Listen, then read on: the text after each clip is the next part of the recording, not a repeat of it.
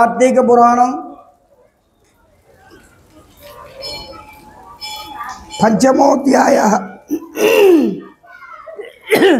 పంచమోధ్యాయం నిన్న వనభోజనాల గురించి చెప్పడం జరిగింది. ఇప్పుడు షష్ఠమాధ్యాయం చెప్పడం జరుగుతుంది. అందరూ కూడా నమస్కారం చేయండి. ఏకదా నైమిషారణ్యే ఋషయ సౌనకాదయా పరముశ్చురాగతం సర్వే సూతం పౌరాణికం ఖలు. మహాగణాధిపతయే నమః. జ్ఞానానందమయం దేవం నిర్మల స్ఫటికాకృతిం ఆధారం సర్వవిద్యానాం హయగ్రీవముపాస్మహే. మహాగణాధిపతయే నమః.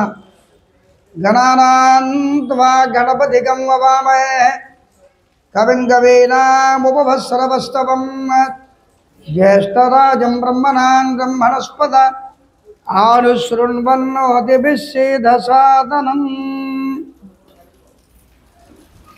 మహాగణాధిపతయే నమః.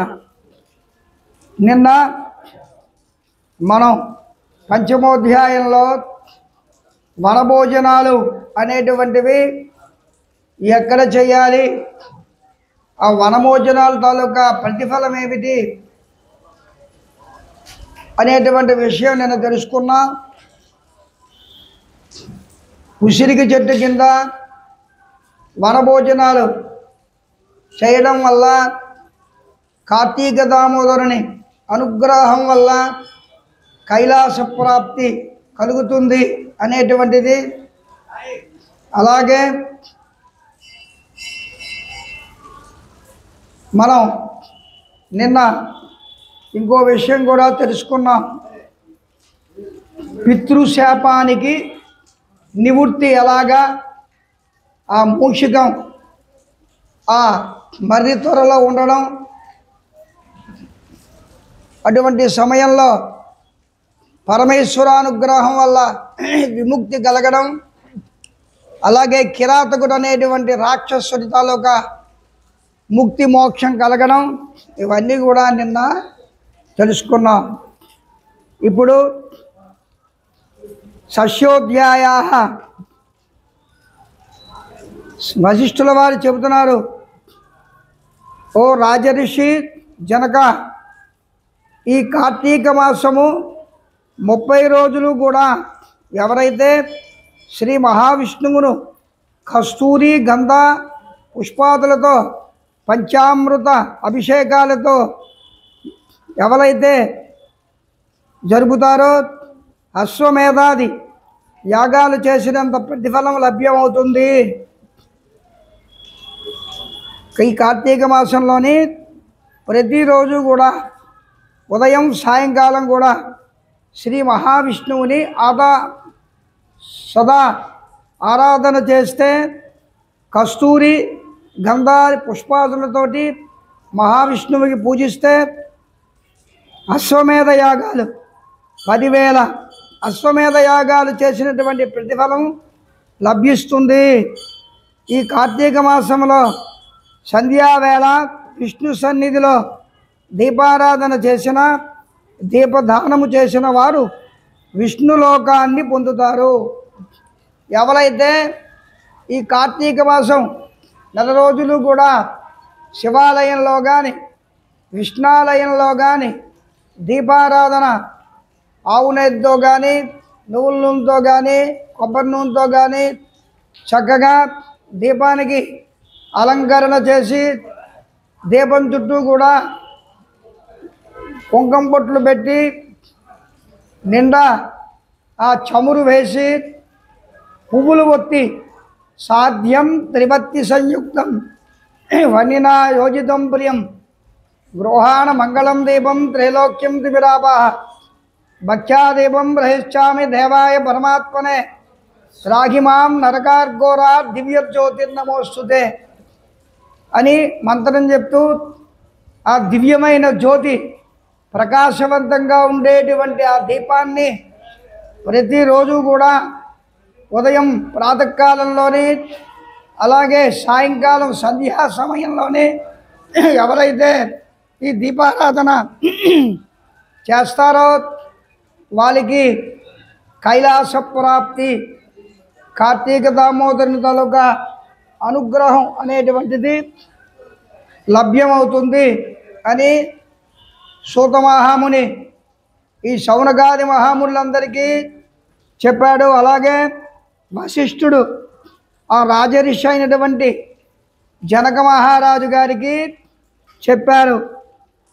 విష్ణులోకాన్ని పొందుతారు సుమా, చక్కగా మంచి దూదిని శుభ్రపరిచి దానితో ఒత్తి తయారు చేసి బియ్యం పిండి లేదా గోధుమ పిండితో ప్రమిదను తయారు చేసి ఆవు నేతిలో అవి ముంచి ఆ పత్తిని తడిపి వెలిగించి ఒకానొక బ్రాహ్మణులకు ఆహ్వానించి చివరి రోజు వరకు అంటే పాడ్యమి నుంచి పోలిపాడ్యమి వరకు కూడా ఈ దానాన్ని ఎవడైతే చేస్తారో దీపదానం అంటారు దీనికి.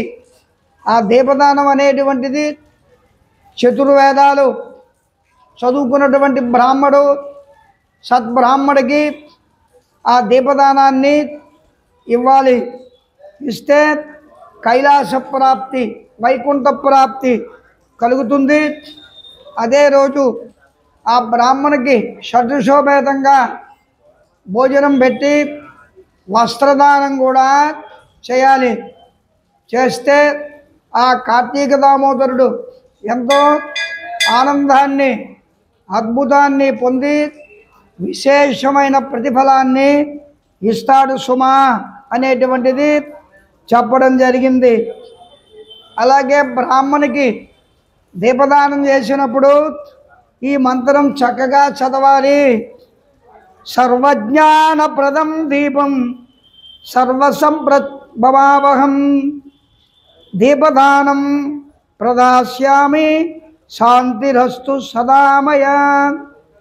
సర్వజ్ఞానప్రదం దీపం సర్వసంపత్సుఖాభవం దీపదానం ప్రదాస్యామి శాంతిరస్తు సదామయ. ఈ ప్రకాశవంతమైనటువంటి దీపం మనకి జ్ఞానాన్ని, సంపదను, శుభాన్ని కలగజేస్తూ ఉంటుంది. దీపదానాన్ని చేస్తున్నాము, దీని వలన మాకు నిరంతరము శాంతి, సుఖము, దీర్ఘాయుష్యు అన్నీ కూడా ఇవ్వు మహాప్రభో అని కార్తీక దామోదరుడికి ప్రార్థన చేయాలి. దీపదానం ఇచ్చినప్పుడు మంత్రం చెప్తూ పిండితో సహా ఆ దీపాన్ని బ్రాహ్మణునికి దానం చేయాలి. అలా చేసిన వారు అక్షయమైనటువంటి పుణ్యాన్ని పొందుతారు, చాలా ఎక్కువ పుణ్యాన్ని పొందుతారు సుమా. దీపదానం తాలూకా మహత్యం ఆ విధంగా ఉంటుంది. ఈ దీపదానము వలన విద్య, జ్ఞానం, ఆయుర్వృద్ధి, అనంతము సర్వభోగాలు కూడా కలుగుతాయి. ఈ దీపదానం చేయడం వల్ల జ్ఞానం కలుగుతుంది. అదే పురుషులు చేస్తే విద్య లభ్యమవుతుంది. అలాగే అనారోగ్యంతో బాధపడేటువంటి వాళ్ళు ఈ కార్తీక మాసంలో దీపదానం చేస్తూ ఆ మంత్రాన్ని, ఆ బ్రాహ్మణుడు చెప్పిన మంత్రాన్ని వింటే తప్పకుండా సంపూర్ణమైన ఆరోగ్యవంతుడు అవుతాడు సుమా అని చెప్పేసి ఒక కథ కూడా, ఇతిహాసం కూడా వినిపిస్తున్నాను విను అని చెప్పేసి ఆ వశిష్ఠుల వారు జనక మహారాజు వారికి ఈ విధంగా చెప్తున్నారు. లుబ్ధ వితంతువు మోక్షమును పొందుట. లుబ్ధ అంటే కేవలం పిరికితనం, అంటే పిసినారి. ఆ పిసినారితోటి ఎవరికి ఏమి పెట్టకుండా, ఎవరికి ఏమి ఇవ్వకుండా తానే సంపాదించి ప్రోగు చేసుకునేటువంటి వాళ్ళకి లుబ్ధులు అంటారు. వితంతువు భర్త చనిపోయినటువంటి స్త్రీ, ఆవిడ ఎలాగ మోక్షం పొందిందో ఈ తలొక కథలో చెప్తున్నాడు. పూర్వం ద్రావిడ దేశంలో ఒక అనాథ వితంతు ఉండేది. అనాథ వితంతు అంటే ఆవిడికి ఎవరు లేరు పాపం. ద్రవిడ దేశంలో ఆవిడ చక్కగా నివసిస్తూ ఉన్నది. ఏకాకి, చుట్టాలు కానీ బంధువులు కానీ ఎవరు లేరు. మాతానాస్తి పితానాస్తి బంధునాస్తి సహోదరా అన్నట్టు ఎవరు లేరు. ఆమె రోజు కూడా భిక్షాటన చేస్తూ ఉన్నది. ప్రతిరోజు కూడా చుట్టుపక్కల ఊర్లు ఎన్నైతే ఉన్నాయో అన్ని ఊర్లు కూడా వెళ్ళి చక్కగా భిక్షాటన, భవతి భిక్షాందేహి అని చెప్పేసి భిక్షాటన చేసుకుంటూ కాలక్షేపం చేస్తున్నది. వచ్చిన దానిలో మంచి అన్నమును కూరలని విక్రయించి తాను దూషితాన్నముతో తృప్తిపడుచు డబ్బులు వెనకేసుకొస్తున్నది. మరి ఆ భిక్ష తినేటువంటి ఆ డబ్బులతో కానీ ఆ వచ్చేటువంటి ద్రవ్యం కానీ కూరగాయలు కానీ అన్ని రకాలు వేస్తారు. భిక్ష ఎత్తితే కూరల మార్కెట్కి వెళ్తే కూరలు ఇస్తారు. అలాగే మనం ఫ్రూట్స్ మార్కెట్కి వెళ్తే పళ్ళు ఇస్తారు. అడుక్కునేటువంటి వాళ్ళకి ఎక్కడికి వెళ్తే అక్కడ వాళ్ళు ఏ ఉంటే అవి ఇస్తారు. అవన్నీ దండుకొని వచ్చేదిట ఆ స్త్రీ, లుబ్ధ స్త్రీ. అవన్నీ కూడా తిరిగి అమ్మేసేదిట. అమ్మేసిన తర్వాత ఏం చేసేది, అవన్నీ కూడా విక్రయించేసి దూషితాన్నముతో తృప్తిపడుచు డబ్బును పోగు చేసుకున్నది. ఎవరింటికో వెళ్ళిపోయి శుభ్రంగా ఇంత అన్నం అడిగి తినేస్తూ ఆ డబ్బులు శుభ్రంగా ధనాన్ని ఆర్జిస్తూ ఉండేదిట. ఇతరుల ఇంట్లో ఉండేటువంటి ద్రవ్యాన్ని, వంటకాల్ని, అలాగే అనేక రకాల పదార్థాల్ని కూడా సేకరిస్తూ అక్కడికి వెళ్ళి ఆ ద్రవ్యాన్ని తీసుకుంటూ ఉండేది. ఇది కాక ద్రవ్య భిక్షాటన కూడా చేసేది. అనేక రకాలైనటువంటి భిక్షలో రకాలు ఉన్నాయి.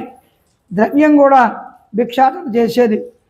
ఇలా నిత్య దాన ధర్మాలు చేయక కనీసం ఆ వితంతు సంపాదనే ధ్యేయంగా చేసుకుంటూ ఉండేది తప్ప హరినామస్మరణ కానీ, దామోదరునికి కనీసం ప్రార్థన కానీ, కార్తీక మాసంలో వచ్చేటువంటి నెల రోజులు కనీసం ఒక దీపం కానీ, ఒక ధూపం కానీ, ఒక ఉపవాసం కానీ కనీసం లేదు. డబ్బు తెచ్చుకోవడం, చక్కగా పెట్టిలో పెట్టుకోవడం, ధనార్జన చేసుకోవడం, భిక్షాటన చేసినటువంటి ఆ బియ్యం, కూరగాయలు, పళ్ళు అన్నీ కూడా తిరిగి విక్రయించేసి అవి కూడా డబ్బులు చేసుకొని పెట్టిలో దాచుకొని ధనవంతురాలుగా మారిందిట.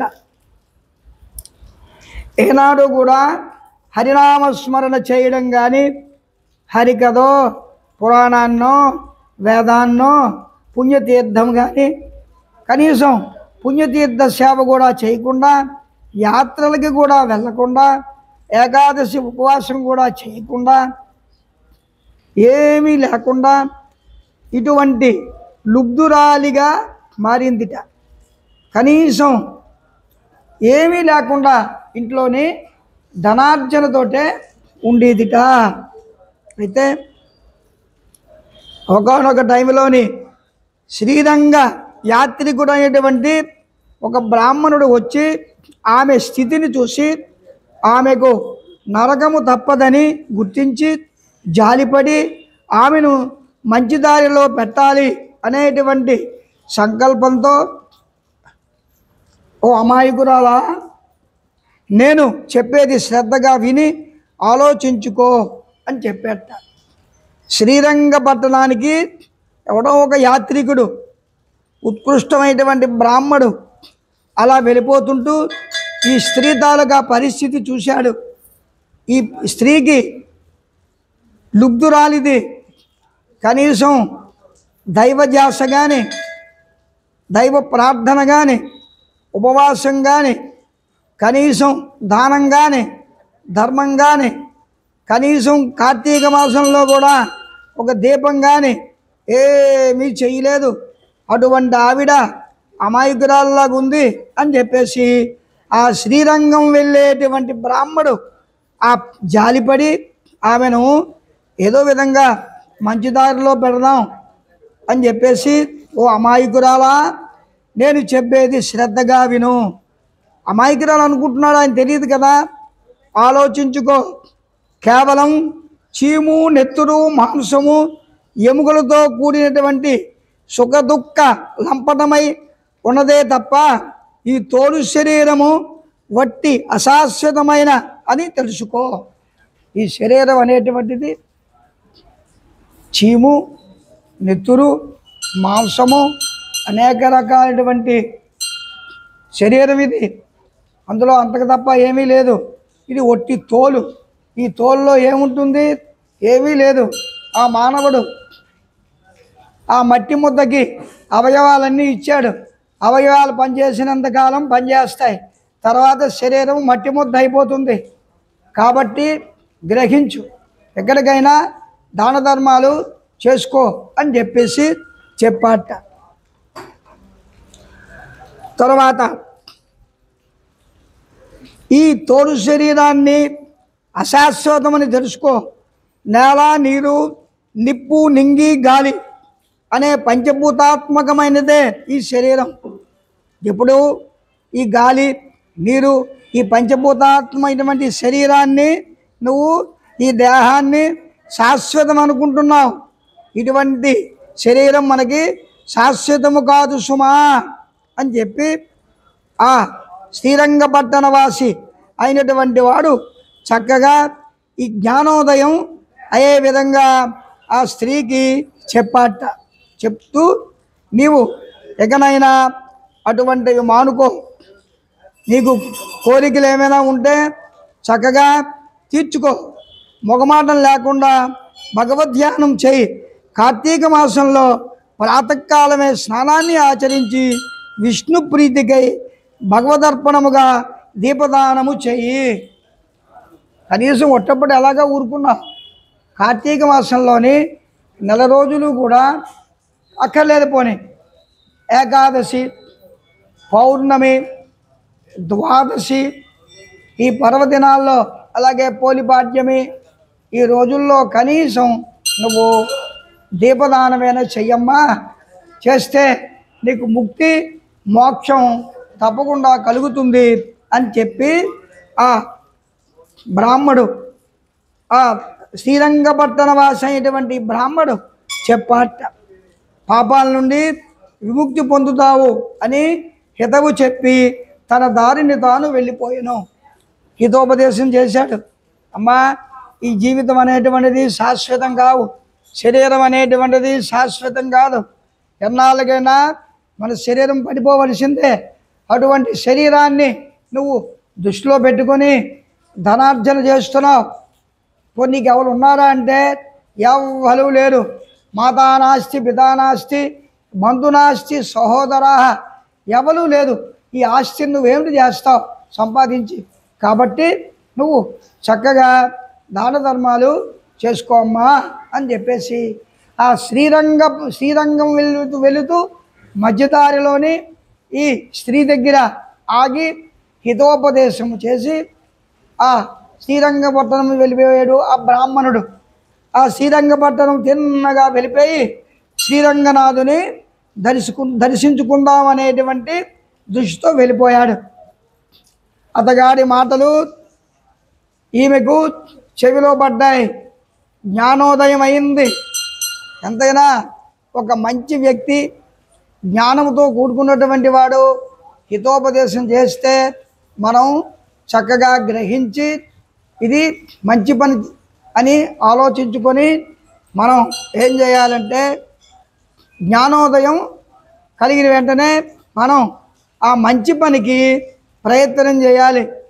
వెంటనే ఈ స్త్రీ తను చేసినటువంటి పాపాలకై చింతించింది, పశ్చాత్తాపడ్డది. అయ్యయ్యో, బ్రాహ్మడు చక్కగా నాకు హితోపదేశం చేశాడు. కార్తీక మాసం 4 రోజులు కనీసం పౌర్ణమి, ఏకాదశి, ద్వాదశి తిథుల్లోని దీపారాధన చేయమన్నాడు. దైవభక్తి కలిగే విధంగా నాకు జ్ఞానోదయం చేశాడు. కాబట్టి నేను మనసును మార్చుకుంటాను అనేటువంటి దృష్టి కలిగింది. తాను కూడా కార్తీక వ్రతాన్ని చేయాలని సంకల్పించుకుంది. వెంటనే కార్తీక మాసంలో ఉండేటువంటి వ్రతాన్ని తాను కూడా చేయాలని సంకల్పంతో కార్తీక శుద్ధ పాడ్యమి నాడు ప్రాతకాలంలో దీపారాధన చేసి దీపదానం చేసి చక్కగా శివాలయంకి వెళ్ళి బిల్వపత్రాలు తెచ్చి శివుని నెత్తి మీద పెట్టి రుద్ర నమక చమక దశశాంతిపూర్వక అభిషేకం ఆ బ్రాహ్మణుని చేత చేయించుకోవడం ప్రారంభించింది. పాడ్యమి తర్వాత సోమవారం వచ్చింది. సోమవారం నాడు కూడా చక్కగా అభిషేకం చేసుకుంది. తర్వాత ఏకాదశి వచ్చింది, శుద్ధ ఏకాదశి. ఏకాదశి నాడు కూడా చక్కగా దీపారాధన చేసింది. ఒత్తి వేసి చక్కగా ఆమె ఆవు నేతితో ఉండేటువంటి దీపాన్ని బ్రాహ్మణోత్తముడికి దానం చేసింది. సర్వసంపత్కరం దీపం దీపదానం ప్రదక్ష్యామి శాంతిరస్తు సదామమ అని చెప్పేటువంటి మంత్రాన్ని బ్రాహ్మణుడు చెప్పాడు. ఈ దీపం వల్ల నీకు జ్ఞానము, శాంతి, అవివేకం పోయి వివేకము అన్నీ కలుగుగాక అని చెప్పేసి ఆ బ్రాహ్మణుడు చెప్పాడు. ప్రతి నిత్యం కూడా ఆ దీపారాధన చేస్తూ ఏకాదశి నాడు మళ్ళా ఆ దీపారాధన చేస్తూ ఏకాదశి నాడు ఉపవాసం ఉండి ద్వాదశి నాడు గడియలు పోకుండా చక్కగా ద్వాదశ భోజనం చేసే ముందు విష్ణు సహస్ర పారాయణ, భగవద్గీత పారాయణ, లలితా సహస్ర పారాయణ ఇవన్నీ కూడా చక్కగా చేసిందిట. చేసిన తర్వాత ద్వాదశి నాడు సాయంకాలం చిల్కుల ద్వాదశి అంటారు, క్షీరాబ్ది ద్వాదశి అని చెప్పేసి అంటారు. మనకు వస్తున్నది శనివారం నాడు. ఆ క్షీరాబ్ది ద్వాదశి నాడు ఆవిడ చక్కగా సాయంకాలం తులసి కోటలో చక్కగా ఒక ఉసిరికి కొమ్మ పెట్టి, ఉసిరికి కొమ్మ లక్ష్మీనారాయణ స్వరూపం, ఆ తులసి మహాలక్ష్మి స్వరూపం. మహాలక్ష్మికి, విష్ణుమూర్తికి, కార్తీక దామోదరుడికి ఆ తులసి కోటలో చక్కగా ధూపదీప నైవేద్యాలతోటి అటుకులు, బెల్లం, టెంకాయ కొట్టి ఆ రెండు ముక్కలు అక్కడ పెట్టి శాస్త్రబద్ధంగా ఆ తులసమ్మకి సహస్రనామార్చన పూజ చక్కగా చేసింది. ఆ లుబ్ధ వితంతువు చేసిన తర్వాత అనేక రకాల ప్రార్థనలు కూడా చేసింది. అదైన తర్వాత కార్తీక పౌర్ణమి నాడు కూడా ప్రాతకాలంలో ఉపవాసం చేసింది. అదైన తర్వాత అమ్మవారు మహాకాళి మహాలక్ష్మి స్వరూపిణి లలితా త్రిపుర సుందరి అమ్మవారికి లలితా సహస్ర పారాయణ, కార్తీక పౌర్ణమి నాడు లలితా సహస్ర పారాయణ, అమ్మవారికి కుంకుమార్చన ఇవన్నీ కూడా చేసింది.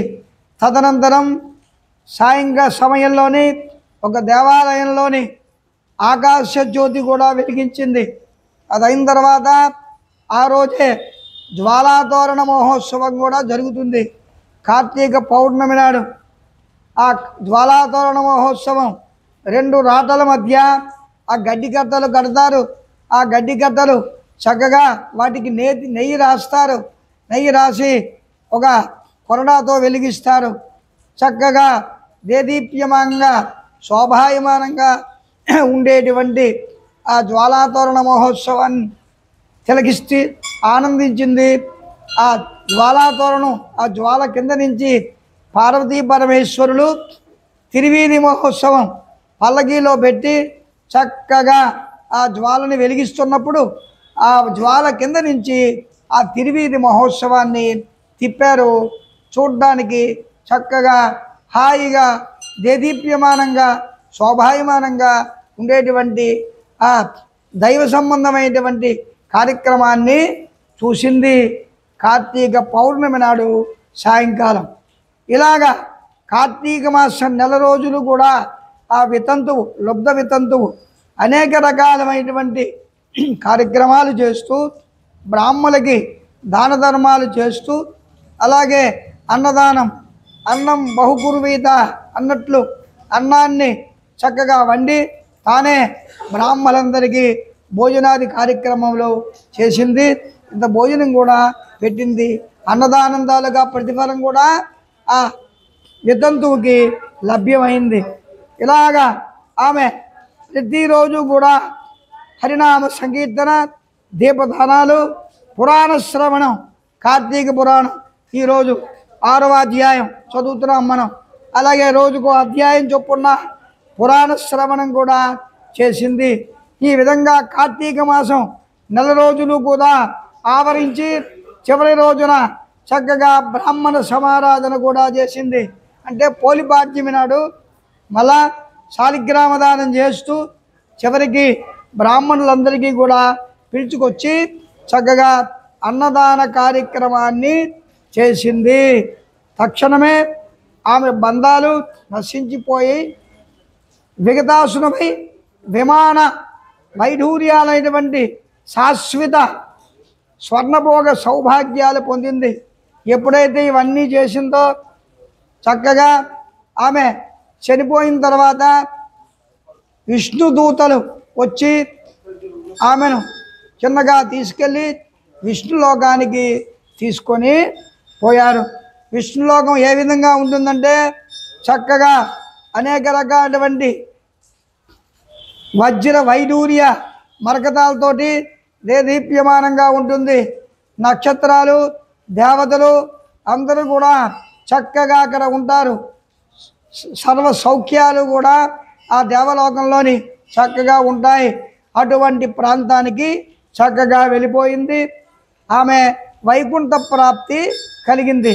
కావున కార్తీక మాసంలో చేసేటువంటి మంచి పనులు, మంచి దానాలు అవన్నీ కూడా చాలా సార్థకమైనటువంటివి అని చెప్పేసి ఈ కార్తీక మహత్యాన్ని చక్కగా వశిష్ఠుల వారు జనక మహారాజు గారికి ఈ లుబ్ధ వితంతువు ఏ విధంగా మోక్షం పొందిందో చక్కగా చెప్పడం జరిగింది. ముందు ఆ స్త్రీకి ఏమీ తెలియలేదు. చివరికి ధనమే శాశ్వతంగా అనుకుంది. ధనమే శాశ్వతంగా అనుకొని కూడబెట్టిన ధనమంతా కూడా చివరికి దాన ధర్మాలు చేస్తూ మోక్షప్రాప్తి పొంది చివరికి వైకుంఠ ప్రాప్తి పొందింది సుమా అనేటువంటిది ఆ సూత మహాముని శౌనకాది మహామునులందరికీ కూడా తన ఆ నైమిషారణ్యములో దీపదానం తాలూకా విశిష్టత, దీపదానం తాలూకా విశిష్టత, అలాగే లుబ్ధ వితంతువు ఏ విధంగా మోక్షం పొందిందో చెప్పడం జరిగింది. స్వస్తి ప్రజాభ్య పరిపాలయంతాం న్యాయేన మార్గేణ వయం మయేష గోబ్రాహ్మణేభ్య శుభమస్తు నిత్యం లోకా సమస్తా సుఖినో భవంతు సర్వే జనా సుఖినో భవంతు. కాయేన వాచా మనసేంద్రియైర్వా బుద్ధ్యాత్మనా వా ప్రకృతి స్వభావాత్ కరోమి యద్యత్ సకలం పరస్మై నారాయణాయేతి సమర్పయామి. తత్సబ్రహ్మార్పణమస్తు. స్వస్తి.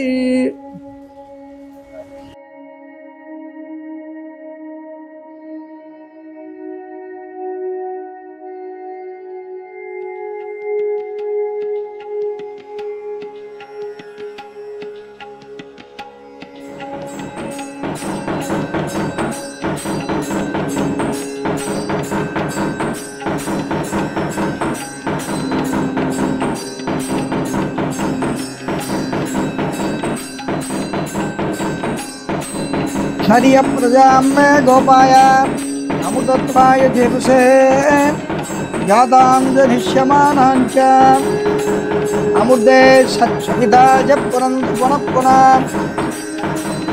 नमोऽग्नये सुमते नमगिन्द्राय नमो वरुणाय नमो वारुण्ये नमोऽप्याः यदभान् क्रोरं तदमेद्यं यदशान्तं तदपगच्छतात् हत्यासनाददीपान यस्य उग्रात् प्रतिग्रात्. अकालमुच्चोहरणं सर्वव्याधि निवारणं समस्त पापक्षेकरं श्री गौरी ज्ञानलिंगेश्वर देवता पादोदकं भावनं शुभगं शुभं हिरण्यगर्भादि सुरासुराणां किरीटमाणिक्य विराजमण्डितं సదాశివ త్వచ్చరణాంబుజద్వయం మదీయమూర్ధాన అమలంకరిష్యతు. బొట్టు